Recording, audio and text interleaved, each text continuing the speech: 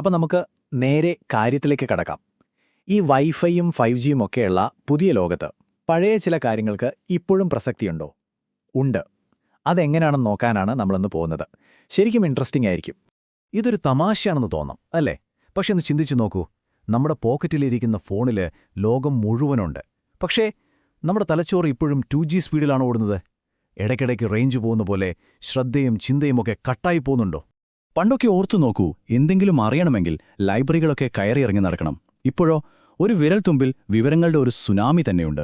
പക്ഷേ ഒരു ചോദ്യമുണ്ട്, ഇത്രയധികം ഇൻഫർമേഷൻ കിട്ടിയിട്ട് നമ്മൾ ശരിക്കും സ്മാർട്ടായോ അതോ വെറും സ്മാർട്ട് ഫോൺ ഓണേഴ്സായി മാറിയോ?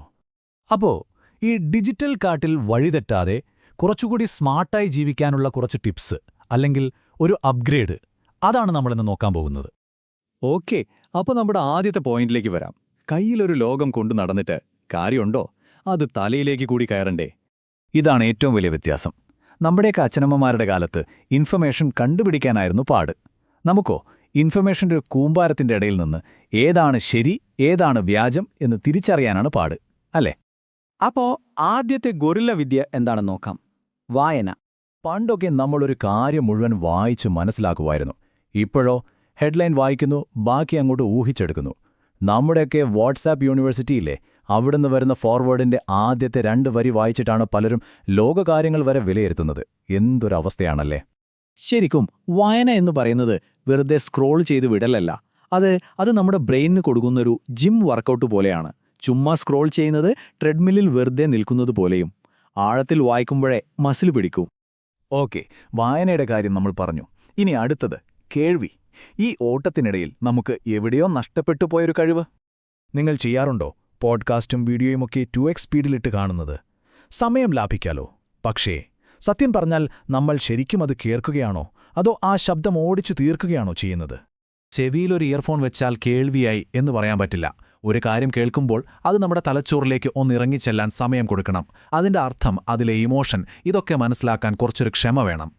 ഇനി അടുത്ത വിഷയം ഓൺലൈൻ ചർച്ചകൾ. അല്ല, ഓൺലൈൻ യുദ്ധങ്ങൾ എന്ന് പറയുന്നതായിരിക്കും ശരി. പണ്ട് ചർച്ചകൾ എന്തിനായിരുന്നു? ഒരു പരിഹാരം കണ്ടെത്താൻ. ഇന്നോ കമന്റ് ബോക്സിൽ പോയി മറ്റേയാളെ റോസ്റ്റ് ചെയ്ത് കയ്യടി വാങ്ങാൻ. ശരിക്കും പറഞ്ഞാൽ ഇന്നത്തെ യുദ്ധങ്ങളെല്ലാം നടക്കുന്നത് ഈ കമന്റ് ബോക്സുകളിലാണ്. പിന്നെ ഒരു കാര്യം, എല്ലാം വലിയ അക്ഷരത്തിൽ ടൈപ്പ് ചെയ്താൽ നിങ്ങൾ പറയുന്നത് ശരിയാവില്ല. ഉറക്കെ സംസാരിച്ചാൽ നിങ്ങൾ പറയുന്നത് സത്യമാവില്ലല്ലോ. അതുപോലെ തന്നെ കാണുന്നവരുടെ കണ്ണ് വേദനിക്കും, അത്രയുള്ളൂ. സംവാദം എന്ന് പറയുന്നത് ആശയങ്ങൾ തമ്മിലുള്ള മത്സരമാണ്, അല്ലാതെ തെറിവിളിയല്ല. അടുത്തത് കാണുന്നത് വിശ്വസിക്കാമോ? പ്രത്യേകിച്ചും ഈ ഫിൽറ്ററുകളുടെ ലോകത്ത്. പണ്ടൊക്കെ നേരിട്ട് കണ്ടാലേ വിശ്വസിക്കൂ എന്നായിരുന്നു.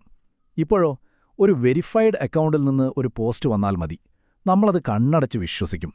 ഓർക്കണം, AI-യുടെയും ഡീപ് ഫേക്കിന്റെയും കാലമാണിത്. കാണുന്നതൊന്നും വിശ്വസിക്കാൻ പറ്റാത്ത അവസ്ഥ. ഇൻസ്റ്റഗ്രാമിൽ കാണുന്ന ആ പെർഫെക്റ്റ് ഫോട്ടോ അല്ലേ, അതിന്റെ പിന്നാമ്പുറം എങ്ങനെയാണെന്നറിയാമോ? ഒരു 50 റീടേക്ക്, പിന്നെ കുറേ ഫിൽറ്ററുകൾ, നല്ല ഒന്നാന്തരം എഡിറ്റിംഗ്, ഇതെല്ലാം കഴിഞ്ഞാണ് ആ ഒരൊറ്റ ഫോട്ടോ വരുന്നത്. അപ്പോൾ കാണുന്നതെല്ലാം സത്യമല്ല. ഇനി നമ്മൾ പറയാൻ പോകുന്നത് ഏറ്റവും പ്രധാനപ്പെട്ട കാര്യമാണ്, നമ്മുടെ ഡിജിറ്റൽ കർമ്മ. അതായത് നമ്മൾ ഓൺലൈനിൽ ചെയ്യുന്നതിൻ്റെ ഫലം. ഡിജിറ്റൽ ഫുട്പ്രിന്റ് എന്ന് കേട്ടിട്ടുണ്ടോ? നമ്മൾ മണലിലൂടെ നടക്കുമ്പോൾ കാൽപ്പാടുകൾ പതിയുന്നതുപോലെ ഇന്റർനെറ്റിൽ നമ്മൾ ചെയ്യുന്ന ഓരോ കാര്യത്തിനും ഒരടയാളമുണ്ട്. ഒരു കമന്റ്, ഒരു ലൈക്ക്, ഒരു ഷെയർ, എല്ലാം. ഇത് ഡിലീറ്റ് ചെയ്താലും എവിടെയെങ്കിലുമൊക്കെ അതിൻ്റെ ഒരു കോപ്പി കാണും, മായ്ക്കാൻ പറ്റില്ല. അതുകൊണ്ട് ആ സെൻഡ് ബട്ടൺ അമർത്തുന്നതിന് മുൻപ് ഒരൊറ്റ സെക്കൻഡ് ആലോചിക്കുക. ഇന്ന് നിങ്ങൾ തമാശക്കിടുന്നൊരു കമന്റ് നാളെ നിങ്ങളുടെ ജോലിക്ക് ഒരു പാരയായേക്കാം. ഓൺലൈൻ ലോകത്ത് കർമ്മയ്ക്ക് അധികം ദൂരമില്ല, ചിലപ്പോൾ ഒരു സ്ക്രീൻഷോട്ടിന്റെ ദൂരമേ കാണൂ. അപ്പോ ചുരുക്കി പറഞ്ഞാൽ ഇത്രയുള്ളൂ, ഈ ടെക്നോളജിയൊക്കെ ഒരു ചുറ്റിക പോലെയാണ്. അതുകൊണ്ട് നമുക്ക് ആണിയടിക്കാം അല്ലെങ്കിൽ തലയ്ക്കടിക്കാം. തിരഞ്ഞെടുക്കേണ്ടത് നമ്മളാണ്. നമ്മൾ അതിനെ ഭരിക്കണം, അല്ലാതെ അത് നമ്മളെ ഭരിക്കരുത്. ChatGPTക്ക് നമുക്ക് വേണ്ടി ഒരു കവിത എഴുതി തരാൻ പറ്റുമായിരിക്കും, പക്ഷേ നമുക്ക് വേണ്ടി ചിന്തിക്കാൻ അതിന് പറ്റില്ല. ചിന്തിക്കേണ്ടത് നമ്മൾ തന്നെയാണ്. പഴയകാലത്തെ വിവേകവും പുതിയ ടെക്നോളജിയും ഒരുമിച്ച് കൊണ്ടുപോകുന്നിടത്താണ് വിജയം. അപ്പം എങ്ങനെയുണ്ട്? ഒരു നിമിഷത്തേക്ക് ആ ഫോണൊന്ന് താഴെ വെച്ച് ചുറ്റുമൊന്ന് നോക്കാൻ തയ്യാറാണോ? വെറുതെ നോക്കിയാൽ പോരാ, കാണണം. കേട്ടാൽ പോരാ, ഉൾക്കൊള്ളണം. സ്മാർട്ടായി ചിന്തിക്കാം, സ്മാർട്ടായി ജീവിക്കാം.